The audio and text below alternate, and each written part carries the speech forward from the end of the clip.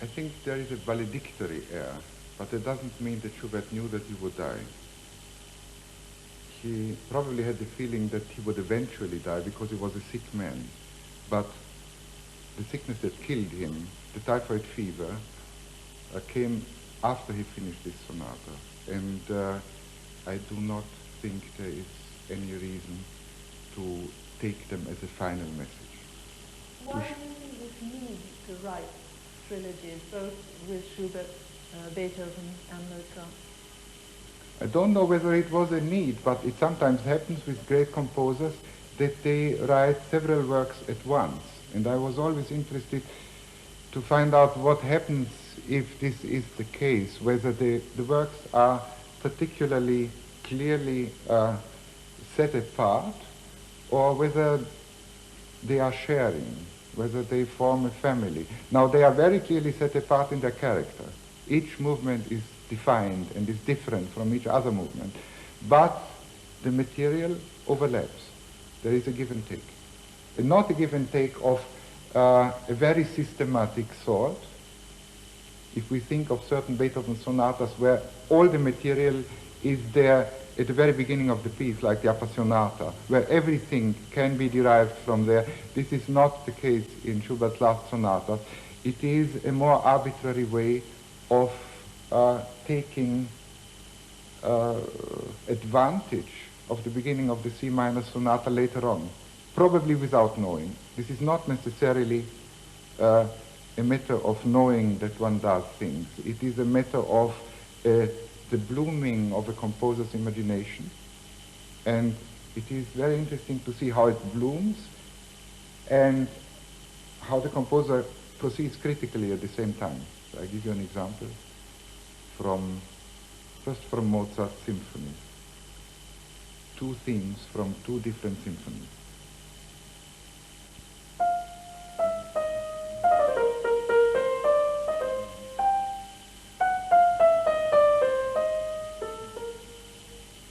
And the next one.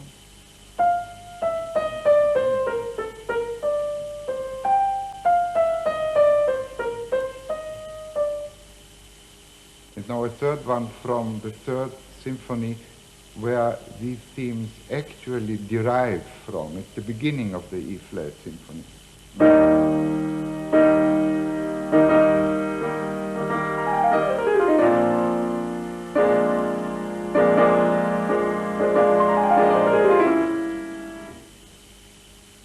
There are many many other connections of a similar kind.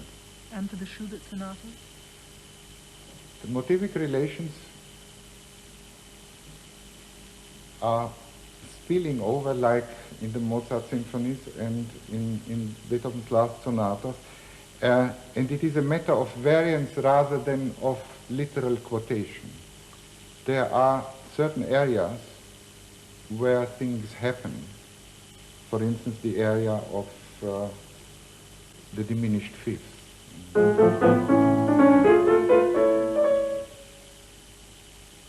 Now, if we look at the sonatas, there are many themes that take advantage of this area and start within it.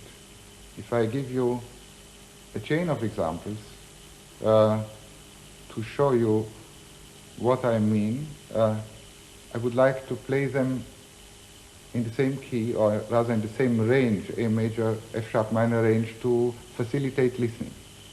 I shall start with the diminished fifths formula and go on from there.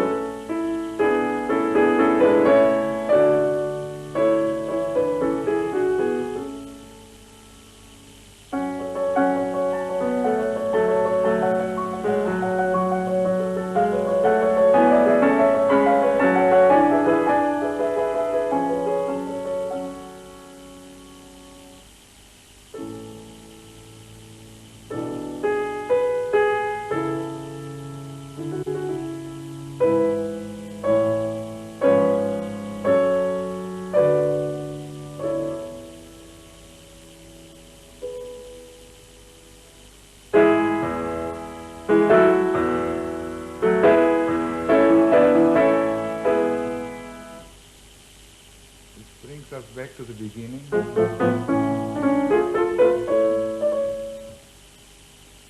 What I just did was a kind of developing variation. Hidden connections are more important than obvious ones, to quote Heraclitus. That, I think, applies to musical form as well. There are some very obvious quotations in music, and they do not mean very much for the overall structure because they are too obvious. The beginnings of two of the sonatas are indicative, I think, for Schubert's late style. One of them, the A major, starts in the first draft like pure choral writing and reminds us of the E-flat Mass that was composed at the same time.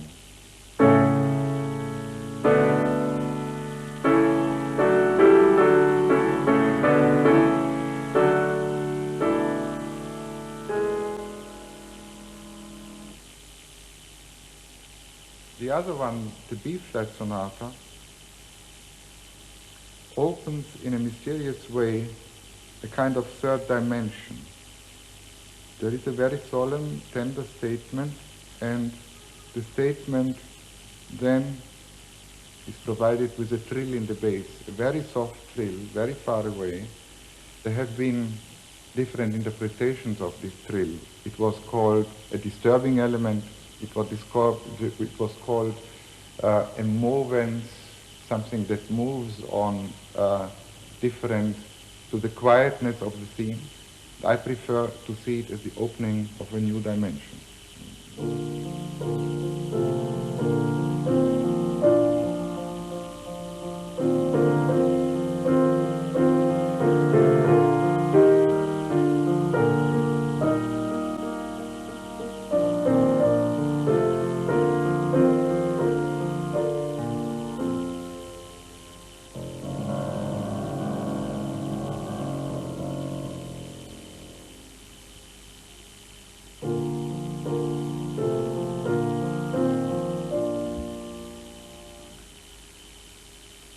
There is no break of continuity.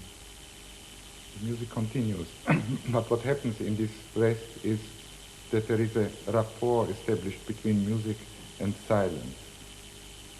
Now, this trill has also a formal function. The notes G sharp and F are very important in the later course of the movement and of the whole sonata. The main theme is immediately stated in G flat. The next theme is introduced in F sharp minor.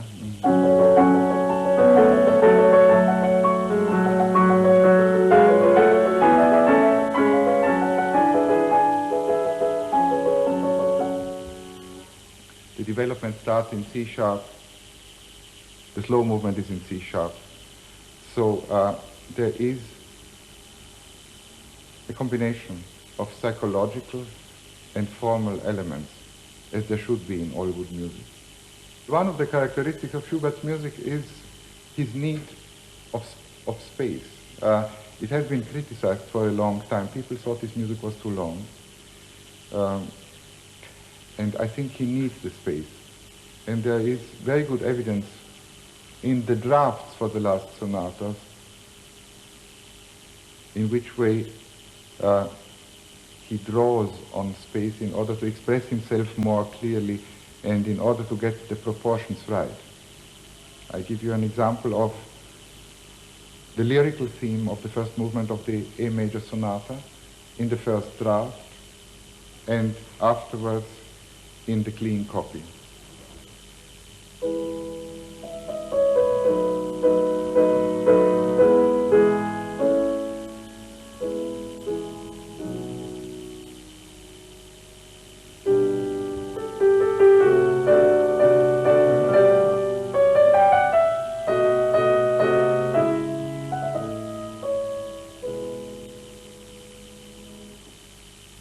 And now the final version.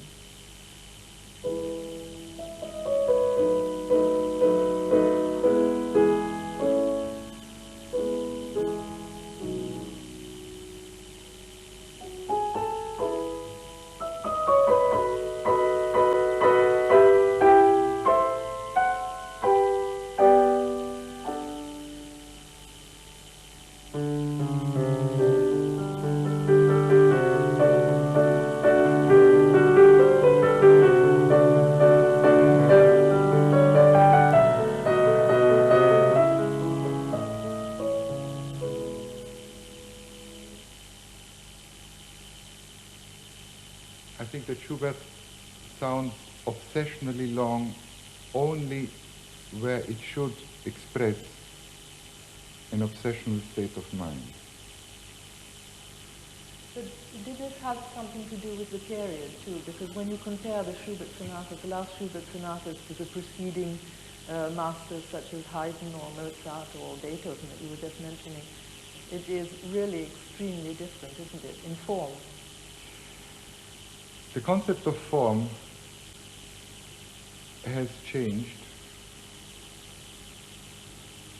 For Haydn, it was a kind of roaming around, of springing surprises in a very succinct way. Mozart's form is a constant proof of a perfection that seems to have no aim or constraint. Beethoven's form is a triumph of order over chaos, also a triumph of bringing together the form and what it has to express. Now these classical forms define boundaries. Schubert's form is of a very different kind. It rather opens up something. It is a matter of propriety. It is a veil of order, to quote a word by Novalis, under which the chaos shimmers, the most beautiful musical chaos that I know. And it is this frame of mind which we appreciate much better, I think, than the people in the 19th century. We have gone through the experience of listening to Bruckner and Mahler to be able to take in vast musical spaces next to which Schubert almost seems economical. How would people have reacted at this period to these works? Schubert's Vienna was ready to accept Schubert's songs. He was also fortunate to have a singer, Vogel, with whom he performed the songs in private houses, not in concert halls. And they were a great success. Many of them have been published, and many of the forehand pieces have been published because there was a demand. There was no demand for sonatas at the time because Beethoven had done them already.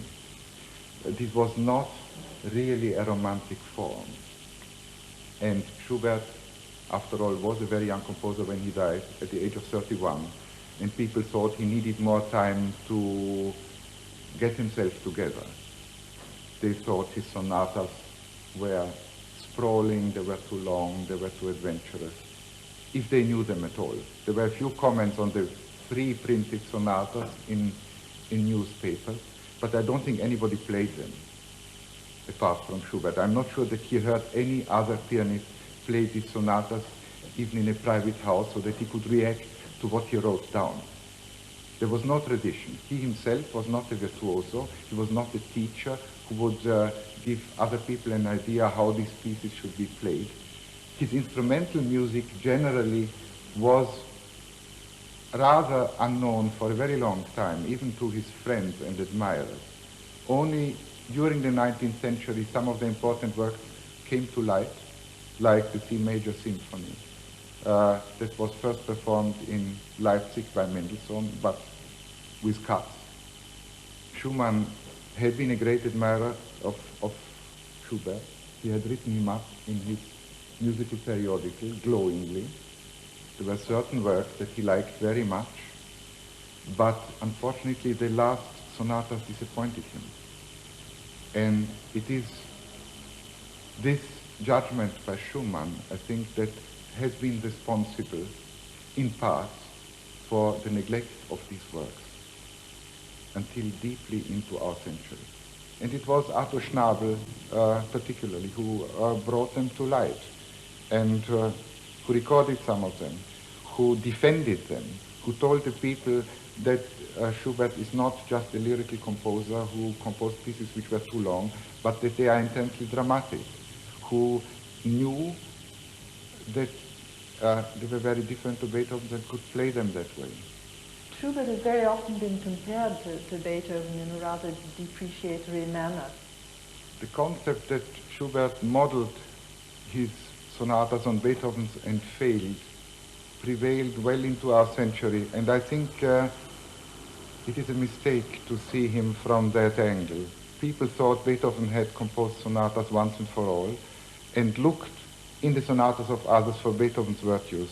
And of course, if you do that with Schubert, you don't find them. You find them full of flaws, because Schubert consciously was different from Beethoven. He admired him very much, he knew his works, but this taught him to be different. He was strong enough to be so.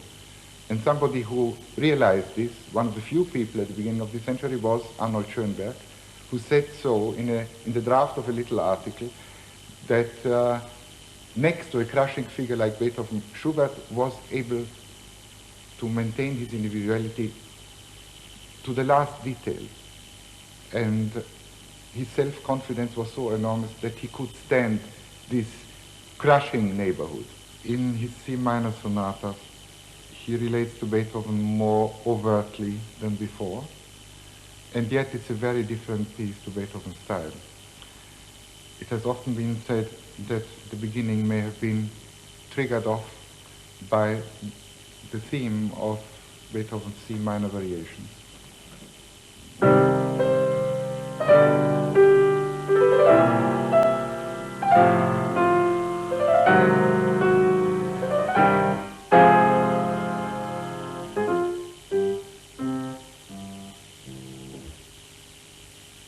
Now here is the beginning of Schubert's C minor sonata.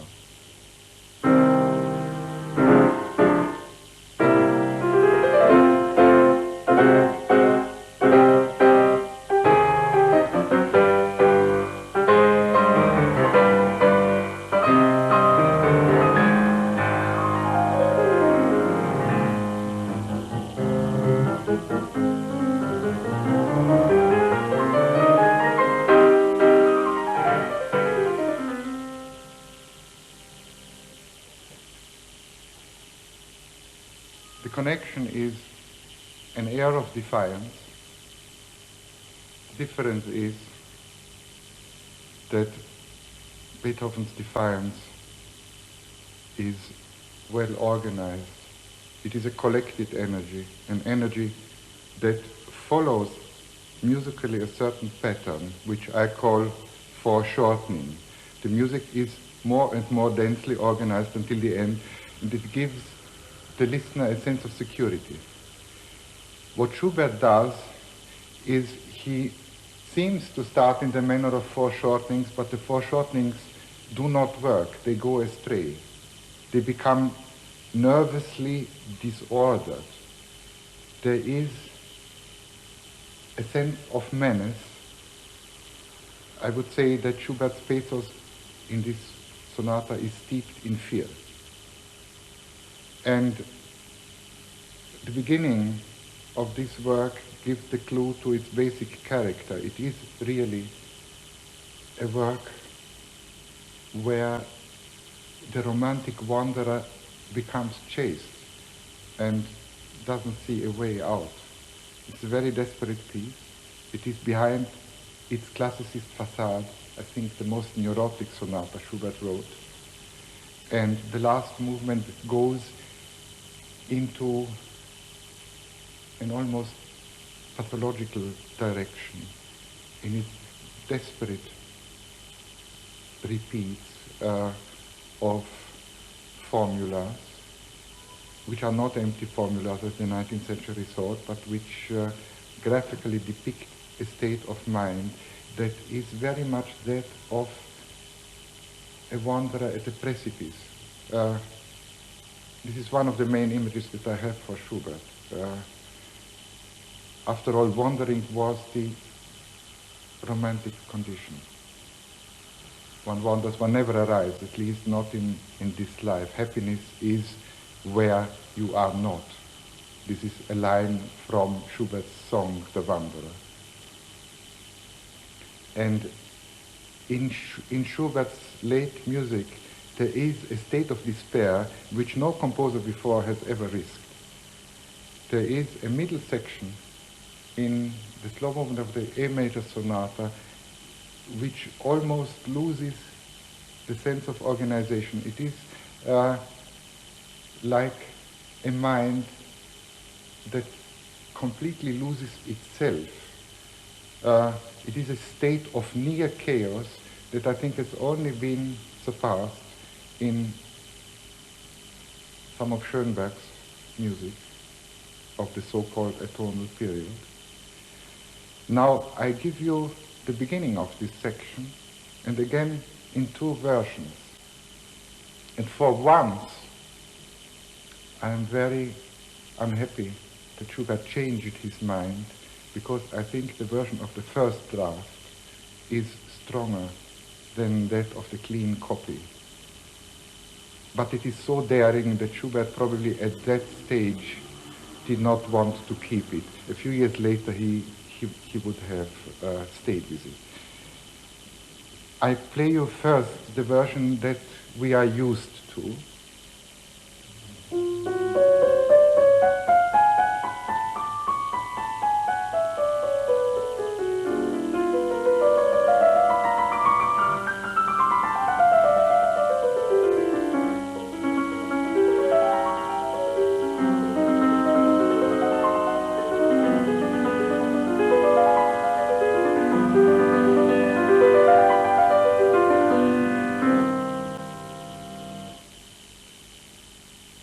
Now in the first draft, one note is changed, and it makes a lot of difference.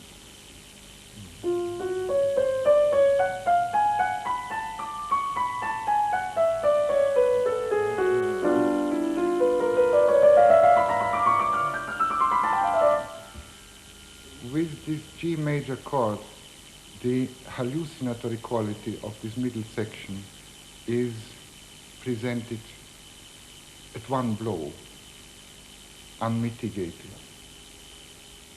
Of course, it was not his wish to retain it, and so we are not playing it in concerts, but I always regret it. Would Schubert actually have met Beethoven living in the same city? If he met him, it was only in passing. They didn't know each other well. Beethoven knew some of Schubert's songs, which were brought to him by friends, and admired them very much in his latest years. I think Schubert rather intentionally was keeping to himself. His reverence was enormous. He helped to carry Beethoven's coffin. But he always knew that he was different, and that he had to do something that Beethoven has not done. Do you think he would consciously have kept away from him, or he would have tried to have met him all the same? Or was he perhaps afraid of this? He may have been afraid to meet him. After all, Beethoven was deaf. He had a circle of friends. He was very strange. He consumed quite a lot of alcohol, as we now know. I wouldn't say that Schubert didn't, but he had a very different circle of friends, mostly literary people, a few painters, but very harmless painters. Is it true that Schubert, on his deathbed, asked to hear one of the Beethoven quartets, do you think? I think Opus 131? Yes. Which nobody else knew at that period? It seems that Schubert did ask for a performance of the C-sharp minor quartet by Beethoven when he already was very ill, and it may have been his last musical joy. I'm sure he was one of the few people at that time to appreciate the work, because Beethoven's late works were thought badly about by many people. There was an enormous respect for Beethoven, but I think the main audience thought Beethoven has aged and has become a bit senile. That he had gone too far? Used up his energies, yes. Mm-hmm. Of course, we now know that this quality of Beethoven's music is one of the most precious ones. You are always confronted with an enigma. You never get really completely behind the riddle. I mean, he does not present the solution with the riddle, like Mozart, to quote something Busoni said. There is always something enigmatic that stays. And we could say in a very different way the same about Schubert's late sonatas. I think Schubert's trilogy belongs together in a psychological way. If we look at the pieces, the C minor sonata gives an impression of menace and destructive energy. Then there is the antithesis of the A major sonata, a positive, luminous energy, and kind of synthesis in the B flat sonata of designed composure. The B flat sonata must be the most beautiful and harmonious of these pieces. It tallies most easily with the concept of a gently melancholic Schubert. The A major sonata, I think, is the most amazing and interesting. It presents the brightest world with the darkest counterpart. And the C minor sonata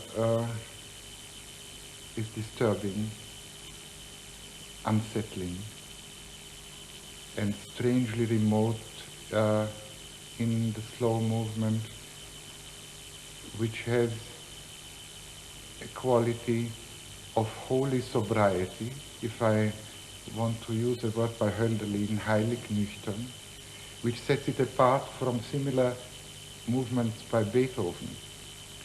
If I listen to the beginning of this movement,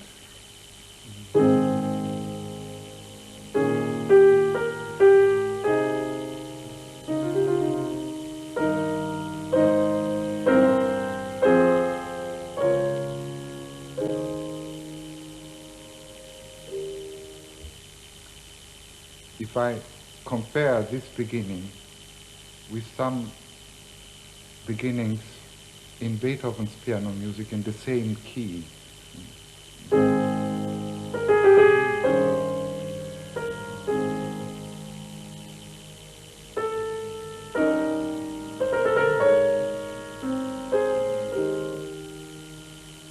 or another one,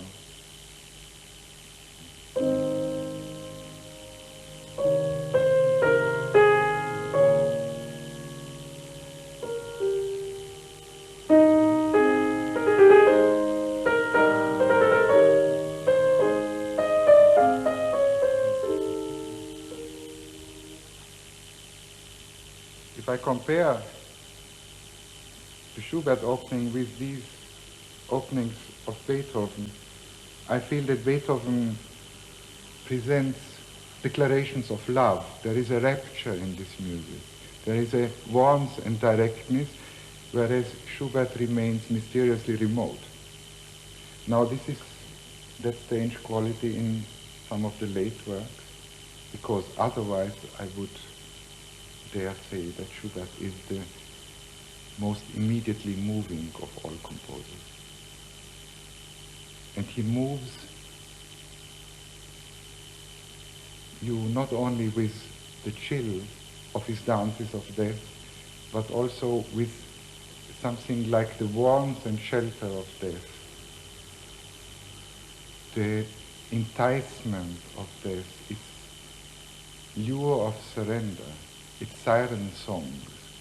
And again I have to think of the death of his mother and of the merging of the two images. I feel that this is very special to Schubert, and it is obvious already in some of the early songs. If you look at the texts of his songs and how he composes them, usually minor keys represent the reality of life, and major keys the unobtainable ideal, the dream, something that is outside one's immediate reach.